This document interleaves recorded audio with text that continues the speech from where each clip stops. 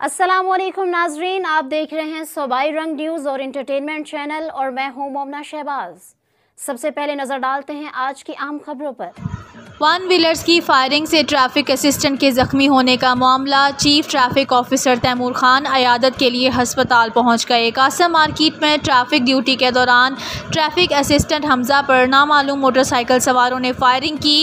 इब्तदाई इतलात के मुताबिक ट्रैफिक असिस्टेंट हमजा ने वन व्हीलर का चालान किया था, जिस पर इसने साथियों के साथ मिलकर ट्रैफिक असिस्टेंट पर फायरिंग की और मौके से फरार हो गए।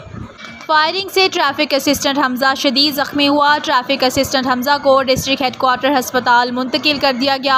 Chief traffic officer Taimur Khan ने ज़ख्मी होने वाले ट्रैफिक असिस्टेंट की हस्पताल में अयादत की। CTO तैमूर खान ने ज़ख्मी की जल्द सेहतयाबी की दुआ के साथ नेक ख्वाहिशात का इजहार किया। CTO रावलपिंडी ने ट्रैफिक असिस्टेंट हमजा के लवाहिकीन को तसल्ली दी और हर मुमकिन इलाज की यकीन दहानी करवाई।